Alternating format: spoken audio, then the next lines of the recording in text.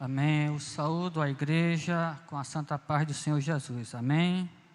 Que esta paz também se estenda a cada um dos internautas que nos acompanham neste momento. Eu queria refletir nesta noite, juntamente com os irmãos, sobre a importância de uma vida cheia do Espírito Santo. A importância de uma vida cheia do Espírito Santo. E eu gostaria de convidar os amados irmãos a lerem comigo no Evangelho escrito por Mateus, capítulo de número 7. Abra sua Bíblia no Evangelho escrito por Mateus, capítulo 7.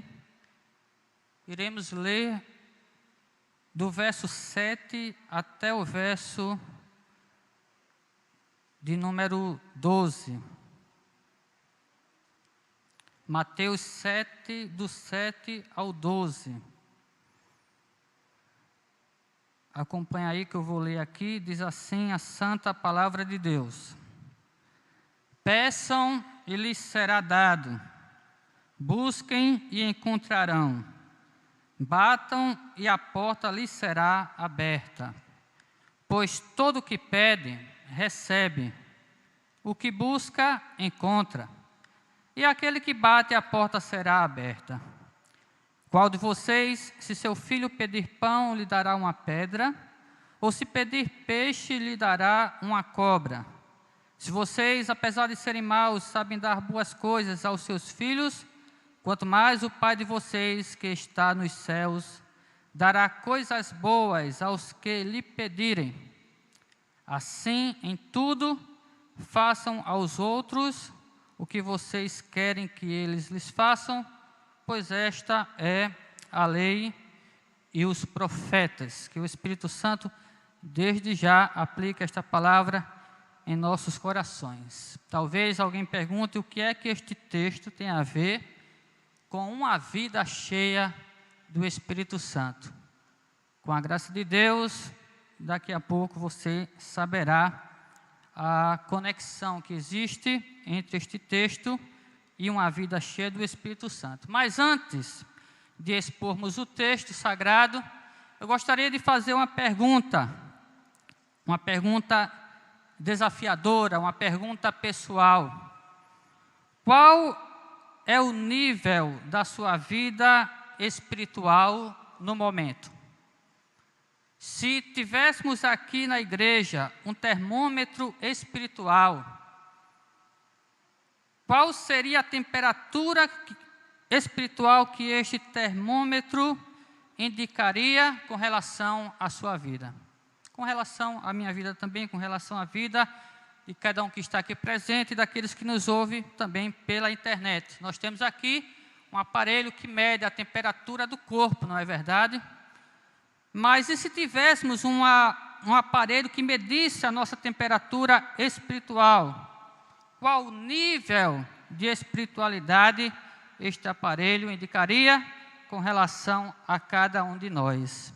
Eu não sei como é que está o nível da sua vida espiritual, eu sei como está o nível da minha vida espiritual e sei que preciso melhorar muito. Mas eu sei também, em contrapartida, que muitos cristãos hoje, infelizmente, vivem em uma medida espiritual abaixo da média. Muitos cristãos hoje não oram, não leem a Bíblia, não participam dos cultos, não prestam um culto realmente bíblico a Deus, não obedecem o Evangelho, não perdoam, não se santificam, não têm discernimento espiritual suficiente, não respeitam as coisas sagradas e assim por diante. Todos esses sintomas indicam uma baixa espiritualidade. Se fosse realmente passar por um teste de medida espiritual, essas pessoas que possuem esses sintomas ficariam reprovadas, estariam abaixo do esperado, segundo o Evangelho, segundo a palavra de Deus.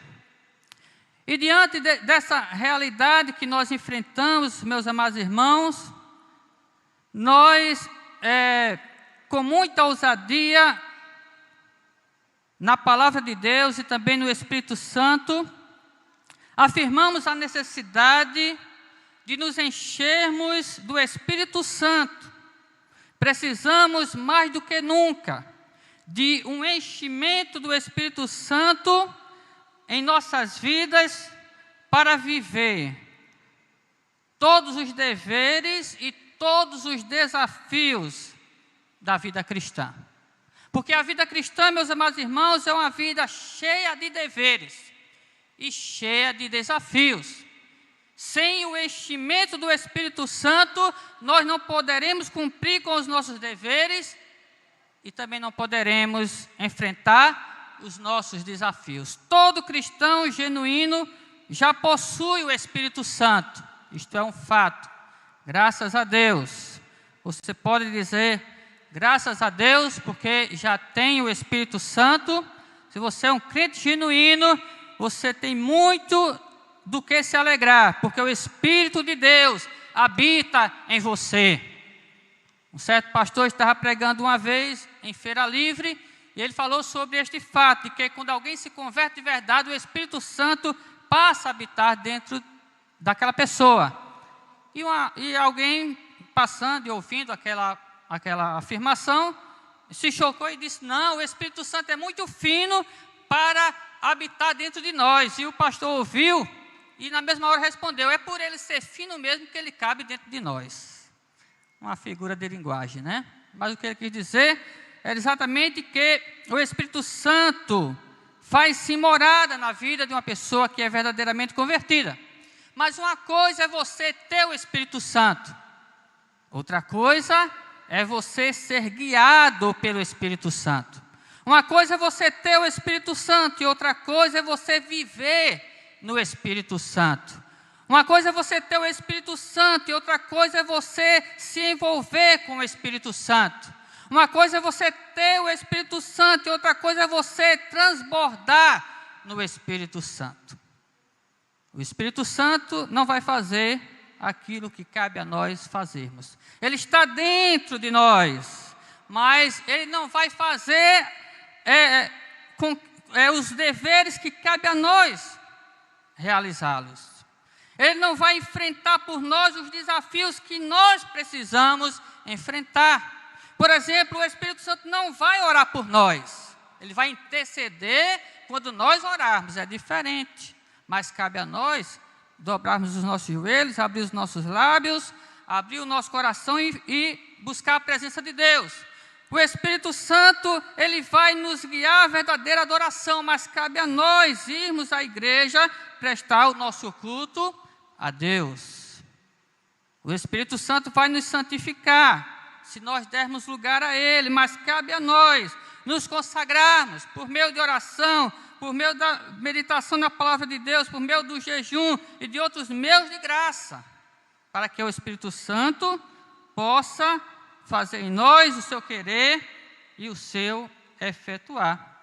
Por isso nós precisamos sim, mesmo tendo o Espírito Santo, dar lugar a esse Espírito, deixar que Ele nos encha, para que assim possamos, não de uma forma pesarosa, não de uma forma dificultosa, mas de uma forma natural, viver os desafios da vida cristã e cumprir todos os deveres da vida cristã. Porque a vida cristã, meus amados irmãos, ela por si mesma é uma vida sobrenatural.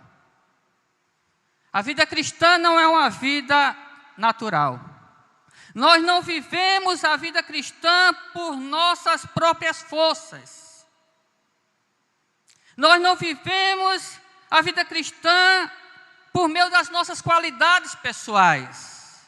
Só há uma maneira de vivermos a vida cristã, e esta maneira é uma maneira sobrenatural, por isso precisamos do enchimento do Espírito de Deus.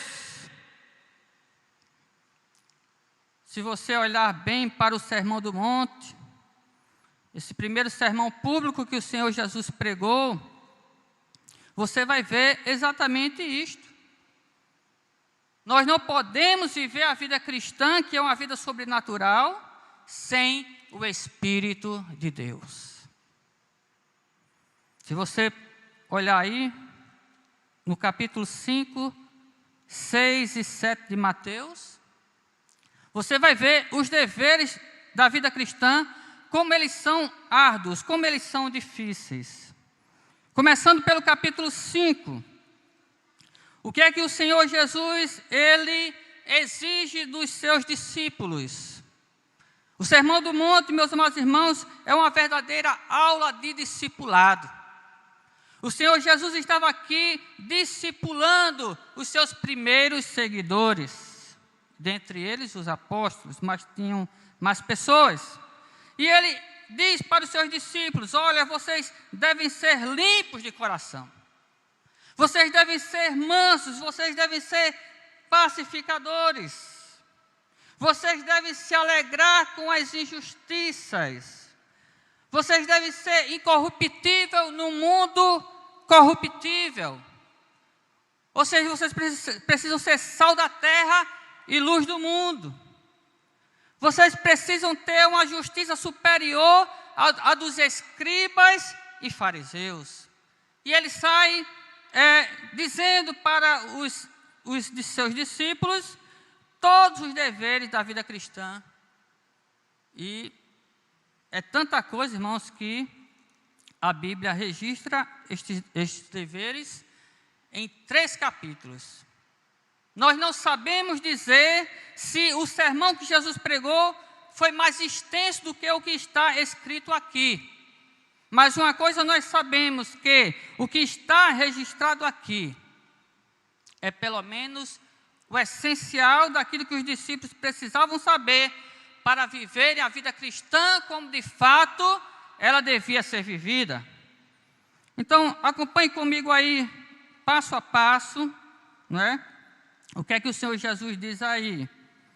Do versículo 1 ao versículo 11, ele fala sobre ser limpo de coração. Meus irmãos, a nossa tendência como pecadores é ter o nosso coração cheio de mácula, cheio de pecado, cheio de coisas que não agradam a Deus. E lutar para ter um coração puro, para ter um coração limpo, não é fácil. Quantas coisas passam por nossa mente, quantas coisas passam pelo nosso coração, que às vezes terminam contaminando a nossa alma. E é necessário nós estarmos nos enchendo do Espírito Santo para ir esvaziando pouco a pouco tudo aquilo que nos tende a levar para longe de Deus. E isto só por meio do Espírito Santo mesmo.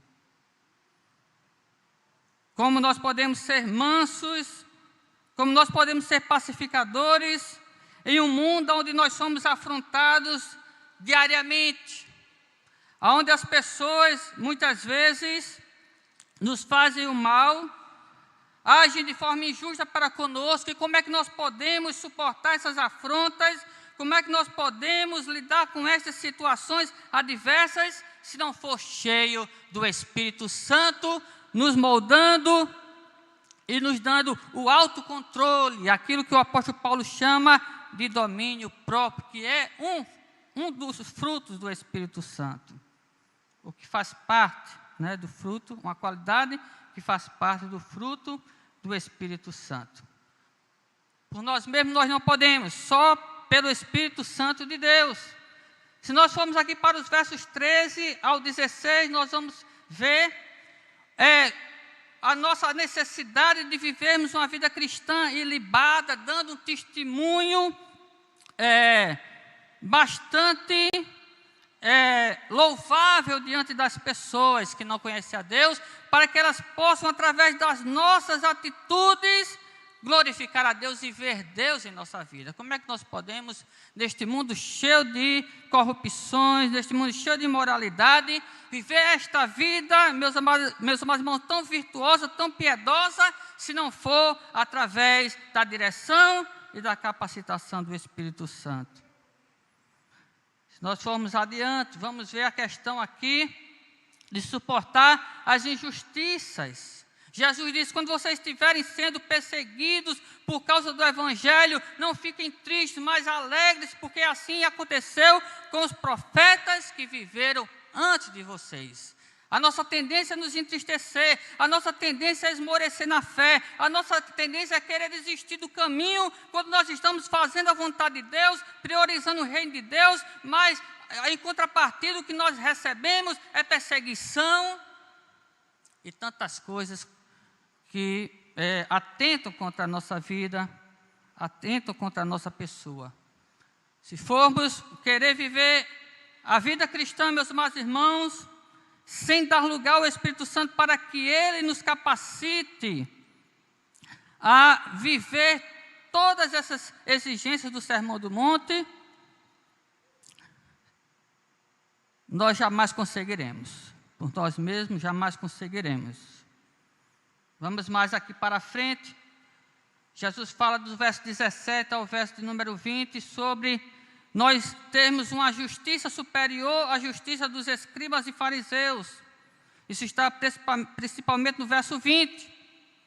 Irmãos, os escribas e fariseus eram pessoas bastante religiosas, pessoas que procuravam, de certa forma, fazer a vontade de Deus.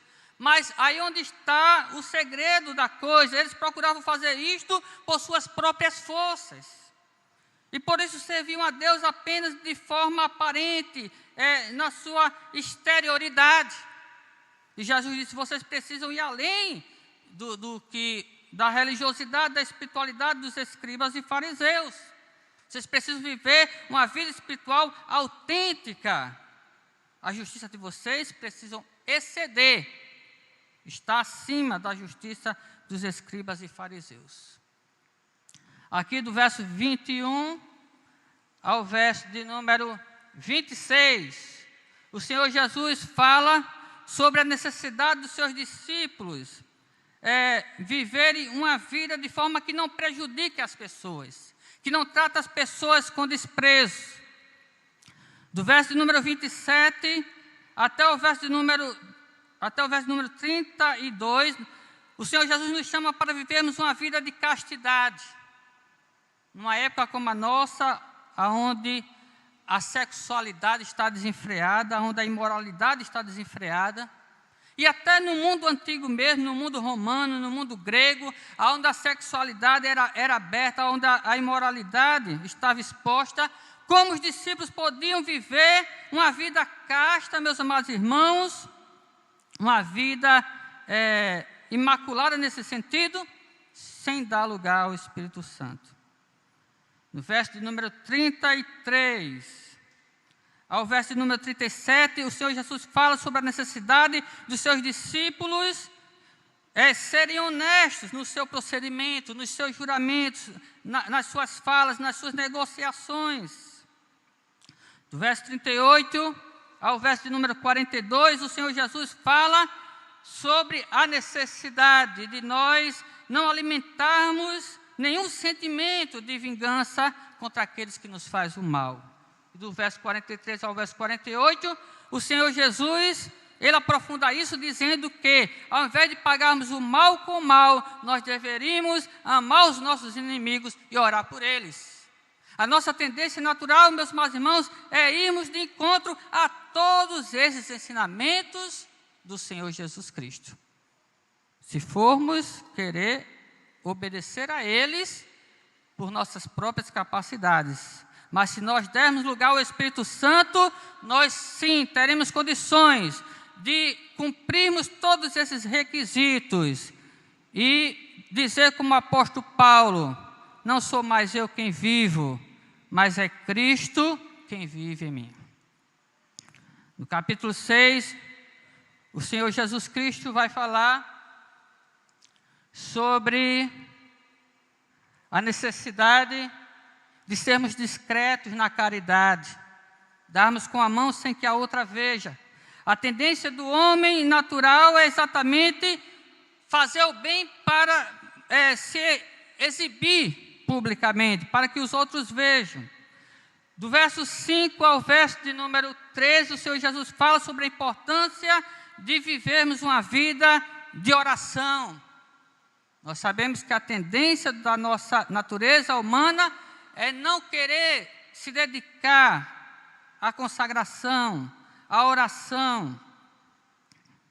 Mas se nós dermos lugar ao Espírito Santo, nós vamos viver uma vida de oração de forma habitual e vamos crescer na nossa comunhão, na nossa intimidade com Deus. No verso aqui de número 16, o Senhor Jesus, Ele fala sobre a necessidade dos discípulos viver uma vida de consagração por meio do jejum. E às vezes a gente diz assim, isso aí é coisa de religião. Não, irmãos, oração, jejum é um mandamento bíblico, é um princípio bíblico. A gente encontra isso no Antigo Testamento, encontra isso no Novo Testamento, e estes ingredientes espirituais não podem faltar na vida do cristão. O cristão precisa se dedicar a Deus integralmente, de corpo e de alma. Do verso 19 ao verso de número 24, o Senhor Jesus fala sobre nós não nos apegarmos às coisas materiais. Nós sabemos que a tendência das pessoas, até de muitos religiosos, é exatamente fazer o oposto. Ao invés de buscar o reino de Deus em primeiro lugar, correr atrás das coisas temporais. Mas quem está cheio do Espírito Santo, ele prioriza o reino de Deus, porque sabe que as outras coisas lhe serão acrescentadas. Do verso 25 ao verso 34, o Senhor Jesus fala sobre a necessidade e o dever dos seus discípulos viverem pela fé, confiando na providência divina. E não termina por aí. No capítulo 7, que é a conclusão do Sermão do Monte, do verso 1 ao verso 6, o Senhor Jesus nos fala sobre a necessidade e o dever de nós sermos longânimos com as falhas das pessoas. A nossa tendência é não termos paciência com quem peca, com quem falha, com quem erra. Nós queremos julgar logo, nós queremos condenar logo. Mas se nós vivemos cheios do Espírito Santo, nós vamos ser misericordiosos, nós vamos ser longânimos para com as pessoas, nós vamos dar um voto de confiança às pessoas e crer que Deus pode fazer uma obra poderosa na vida delas, como fez na nossa vida também. No verso 7, irmãos, do capítulo 7 até o verso 12, que foi o texto que nós lemos, é exatamente aí onde entra o Espírito Santo. E você pode perguntar, mas eu não estou vendo nenhuma referência aqui ao Espírito Santo. Porque está implícito.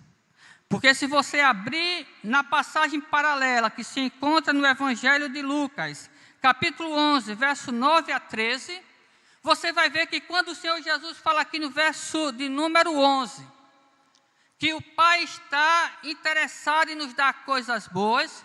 Quando você ler lá em Lucas, capítulo de número 11, verso de número 13, você vai ver que Lucas descreve essas coisas boas como sendo o Espírito Santo.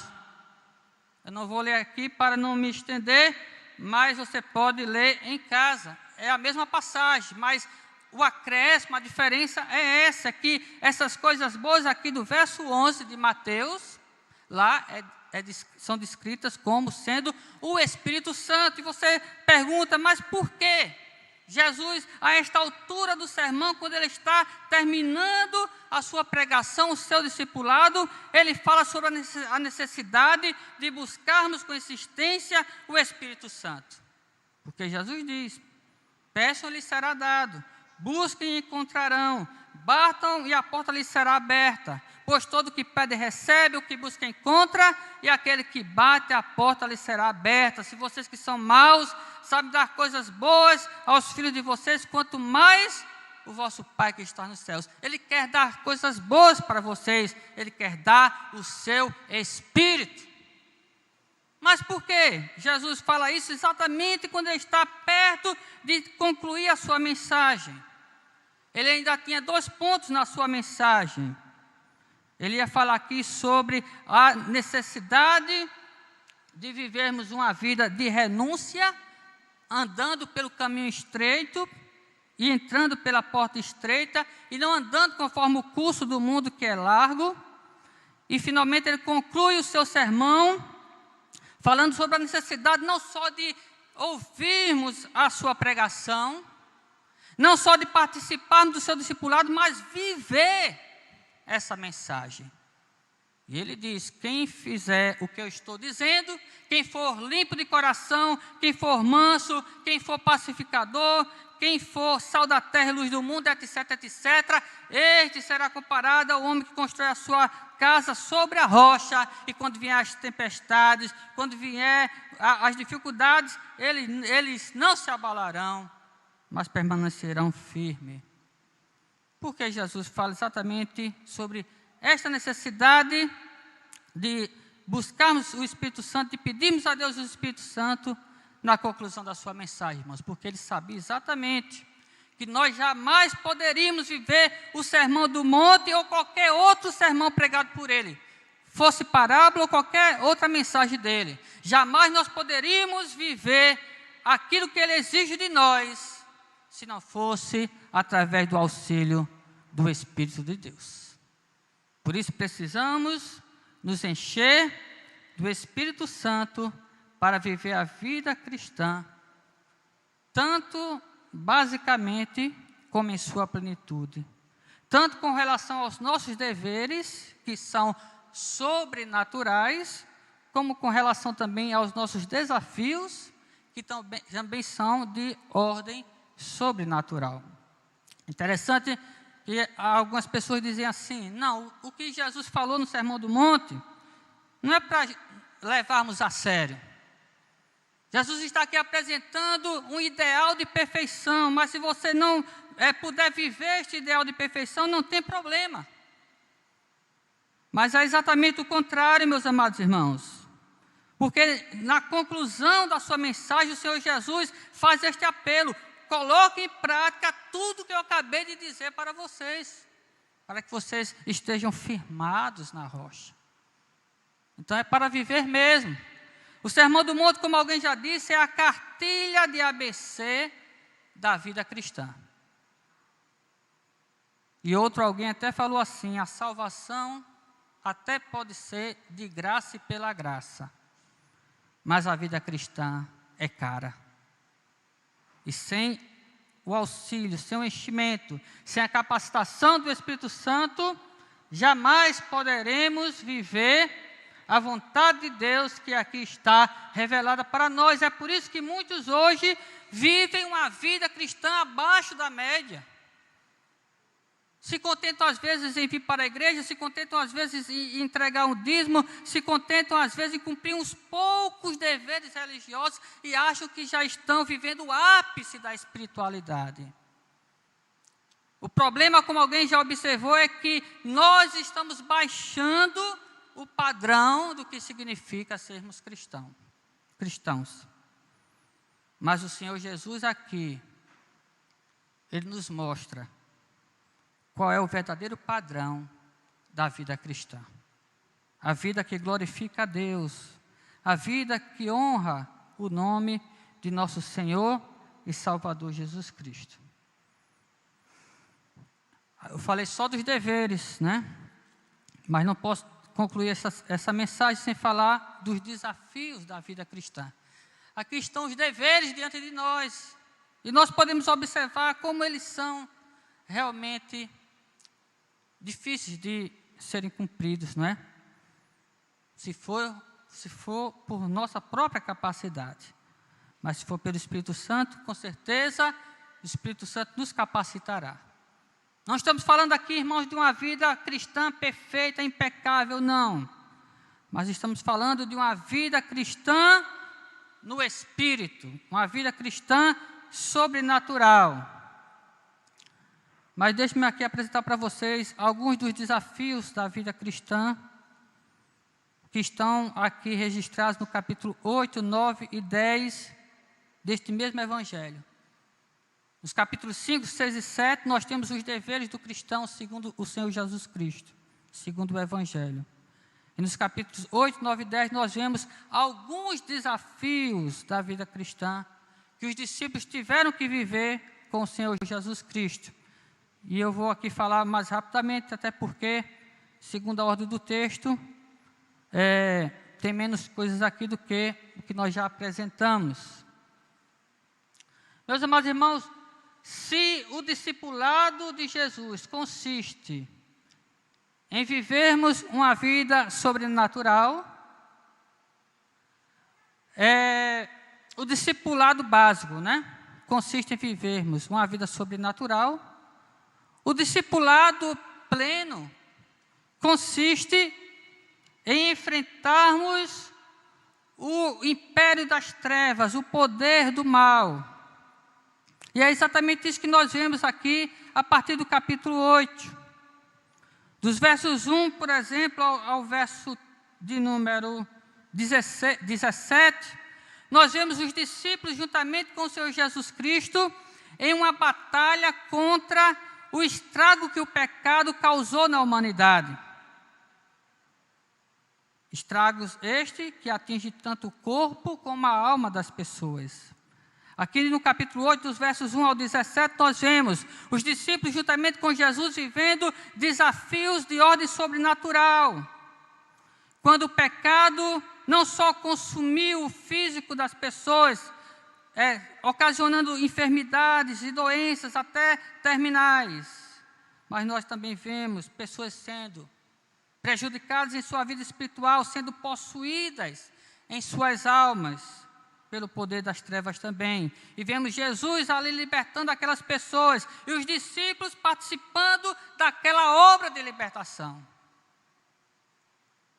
Se Jesus nos chamasse hoje, como chamou aos discípulos, como chamou aos apóstolos, para realizar uma obra de libertação espiritual, para curar enfermos, para expulsar demônios, como nós reagiríamos?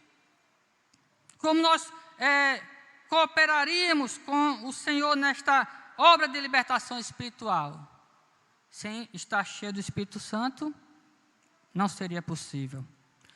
Dos versos 18 ao verso número 22, nós vemos o Senhor Jesus falando sobre um outro desafio da vida cristã, que também é de ordem sobrenatural, que é exatamente renunciarmos todas as coisas, até os nossos planos pessoais, para seguir a Jesus. Quando ele diz aqui que quem quiser segui-lo, tem que deixar tudo, tem que abrir mão de tudo, porque ele não tinha onde reclinar a cabeça. E o servo não podia ser maior do que o Senhor. O discípulo não podia ser maior do que o seu mestre. Nós vemos isso aqui dos versos 18 ao 22. Do verso 23 ao verso 27, nós vemos os discípulos enfrentando com Jesus, meus amados irmãos, tempestades. Ali no mar da Galileia. Eles tiveram que passar por aquilo ali. Do verso de número 28 até o verso de número 34, nós vemos aqui os discípulos envolvidos em um momento de hostilidade, um momento de rejeição, quando o Senhor Jesus Cristo estava ali libertando um homem gadareno, expulsando demônios da vida dele e fazendo com que esses demônios fossem possuir uma manada de porcos, e essa manada terminou morrendo afogada em um abismo, né? Caiu do abismo e se afogou num mar que tinha ali. Diz aqui o verso número 32. E ao invés das pessoas agradecerem a Jesus, ao invés das pessoas serem receptivas com Jesus e com os apóstolos, na verdade elas foram hostis, rejeitaram a Cristo e os apóstolos, expulsando eles daquele lugar. No capítulo 9, nós vemos aqui, do verso 1 até o verso de número 8, os discípulos enfrentando o desafio de libertar agora pessoas dos seus pecados, fazendo uma obra de libertação espiritual para a salvação. Quando os discípulos estavam ali com Jesus, e um paralítico foi levado até eles, e Jesus disse para aquele paralítico: levanta-te, porque os teus pecados estão perdoados. Nós vamos ver que lá na frente Jesus vai dar autoridade também aos apóstolos para, em nome dele, em nome do Evangelho, também perdoar pecados. Então, eles estavam ali diante daquele desafio. E que desafio, irmãos, é não só libertar as pessoas fisicamente, mas também libertar as pessoas espiritualmente e conduzi-las à salvação, conduzi-las ao perdão dos pecados. Do verso de número 9 ao verso de número 13, nós vemos os discípulos ali enfrentando um outro desafio contra o preconceito. O texto aqui fala sobre a vida de Mateus, que era considerado um grande pecador, e as pessoas não queriam que aquele pecador se arrependesse e fosse salvo, tivesse também um encontro com Jesus. E os discípulos viveram aquele desafio, aprenderam a abrir mão de preconceitos e pregar a salvação, ofertar a salvação ao mais vil pecador. Irmãos, sem o Espírito Santo, nós não podemos compreender essas coisas. Sem o Espírito Santo, nós não podemos cooperar com estas coisas. É necessário uma vida realmente repleta do Espírito de Deus. Aqui do verso 14 até o verso de número 17, nós vemos os discípulos enfrentando críticas da parte dos fariseus e da parte dos escribas. É fácil você viver uma vida sob críticas, sobre acusações. Ora, os fariseus e escribas censuravam os discípulos de Cristo porque não jejuavam. Ora, dizia que Cristo e os seus discípulos tinham demônio e por aí vai. Não é fácil. Só uma vida cheia do Espírito Santo pode suportar todas essas pressões. É demônio de um lado, é tempestade de outro, é fariseu de um lado, é escriba de outro, é enfermo de um lado precisando de uma oração, é alguém do outro lado precisando de uma palavra de salvação. E você precisa do Espírito Santo para realizar todas estas obras da vida cristã. E terminando aqui, nós vemos, adiantando um pouco para o versículo 35 ao verso 38, que há um trabalho exaustivo no reino de Deus, ao ponto de Jesus dizer: rogue ao Pai para que Ele envie outros trabalhadores, porque a seara é grande, mas os trabalhadores são poucos. Isto quer dizer, meus amados irmãos, que quanto mais nós nos envolvermos com a obra de Deus, mais trabalho nós teremos, mais cansaço, mais enfado, e só com o Espírito Santo mesmo para enfrentar todos esses desafios, todas essas dificuldades. Finalmente, no capítulo 10, nós vemos aqui perseguição, nós vemos aqui ameaças de prisão, nós vemos aqui ameaças de morte e assim por diante.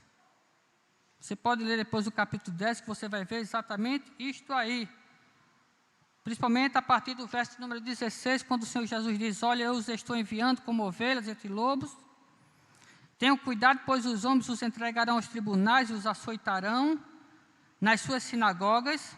E por minha causa vocês serão levados à presença de governadores e reis, como testemunhas a eles e aos gentios. Mas quando os prenderem, não se preocupe quanto ao que dizer ou como dizê-lo, porque naquela hora lhes será dado o que dizer, e não serão vocês que falarão, mas o Espírito do Pai que falará por intermédio de vocês. E aquele que perseverar até o fim, diz aqui no verso 22, este será salvo. Então, meus amados irmãos, nós temos aqui um registro bastante longo, tanto de deveres da vida cristã, como também de desafios da vida cristã. E sem o Espírito Santo, não seremos capazes de cumprir nem com um nem com o outro. Por isso Jesus diz: peça, que lhes será dado. Busque, que vocês encontrarão. Batam, porque a porta lhes será aberta.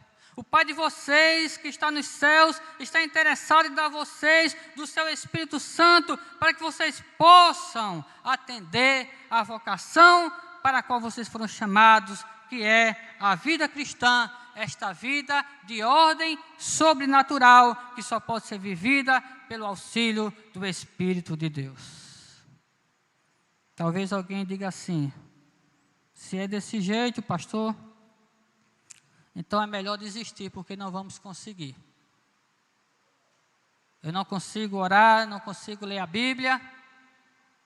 Se a vida cristã é do jeito que Jesus acabou de falar no Sermão do Monte, se a vida cristã é do jeito que Mateus registra aqui dos capítulos 5 ao 10 do seu Evangelho, então esta vida sobrenatural não dá para mim.